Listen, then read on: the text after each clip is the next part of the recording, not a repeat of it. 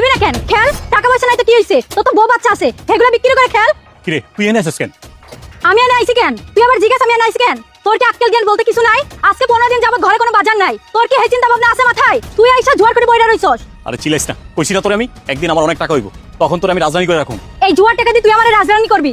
এ এসে তুই বইসা রইছস, আল্লাহই তোর উপর গজব দিব, গজব। আরে তুই এইভাবে চিল্লাচিলি করতাছস, সবাই শুনতে আছে, মানুষজন কি কইব?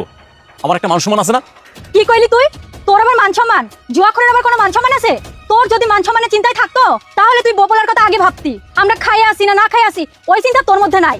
আর এই যে ভাই, আপনারাও আছেন, ওরা নিয়ে জুয়া খেলেন কেন? আরে ভাবি আমাদের সাথে চিল্লাইতেছেন কে? আমি কি আপনার স্বামীরে ডাক দিয়ে আনছি নাকি? আপনার স্বামী তো আমাদের সাথে খেলতে আইছে, হুদাই আমাকে লাগে চিল্লাইতেছেন। এই যা কর আমারে কর, এখন কোনো দোষ নাই, তুই বাড়িতে যা, আমি একটু পরে বাজার লিয়ে আইতাছি। যা বাড়িতে যা, চিল্লাইছ না বইয়া। তুই বাজার নিয়ে বাড়িতে আবি, এই কথা তুই বহুতবার কইছস। তোর বাজারের আশায় আমি নাই।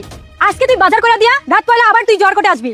আমি আজকে আর একটা ফয়সালা হওয়াই চাই, হয়তো তুই জুয়া ছাড়বি আর নাহলে আমগো মাঝিরে মাইরে ফেলাবি। আরে কইলাম তো আমি আর জুয়াটা খেলবো না, কেন বুঝছ না তুই? খালি চিল্লাচিলি করস। এই ভাই আমি আর জুয়াটা খেলবো না, আপনারা জান কি আমার ডাইকে না ভাই কোনোদিন? আরে বেটা তোরে আবার কখন ডাকলাম? তুই তো আমাকে ডাইকে নিয়ে বহাস, সব সময় ঝামেলা করস বেটা। বেটা তোর পকেটে টাকা থাকে না, আবার তোর বউ অপমান করে। এই চল। তুই কিন্তু তখন বেশি বাড়াবাড়ি আল্লাহর নামটি দেখে যে এড়িয়ে যাবে তার মনের ইচ্ছা কখনোই পূরণ হবে না। তাই আল্লাহর এই নামটির জন্য একটি লাইক এবং সাবস্ক্রাইব করে যাও। করতাছস, মার খাওয়ার লিগা। হ্যাঁ, মার খাওয়া লেগেই তো আইছি। হয় তুই জুয়া ছাড়বি আর নাহলে আমগরে একবার মাইরে ফেলাবি। আমি তোরে ঠান্ডা মাথায় কইতাছি, আমি আর কোনোদিন জুয়া টুয়া খেলবো না। তুই যদি এমন করে কইতাছস, আমি আর কোনোদিন জুয়া টুয়া খেলবো না, আমি ভালো হয়ে যাবো। তুই এরকম মুখের কথা বহুতবার কইছস, তোর কথা আমি বিশ্বাস করি না। আরে আল্লাহ, আমি কই যামু? তুই কেমনে কইলে বিশ্বাস করবি হেডা আমারে ক।